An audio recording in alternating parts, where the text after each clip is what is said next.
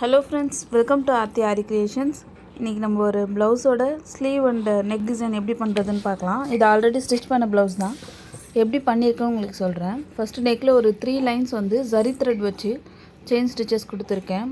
அதுக்கப்புறம் ஒரு 1/2 இன்ச் கேப்பில் ஒரு லைன் வந்து சுகர் பீட்ஸ் கொடுத்துருக்கேன்.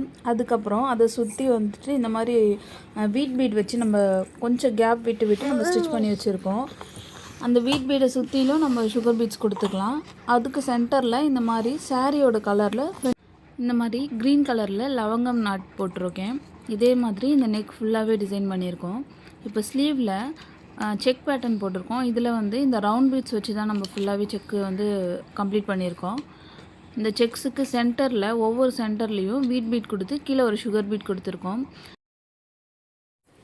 நெக்கில் பண்ண இதே டிசைனையே வந்து ஸ்லீவ்லேயும் நம்ம கொடுத்துருக்கோம். ஸ்லீவில் இந்த மாதிரி கொடுத்துட்டு இதுக்கு மேலே தான் நம்ம செக்ஸ் பண்ணியிருக்கோம். இந்த ரவுண்ட் பீட்ஸ் வச்சு தான் நம்ம வந்து எல்லா செக்ஸுமே வந்து கம்ப்ளீட் பண்ணியிருக்கோம்.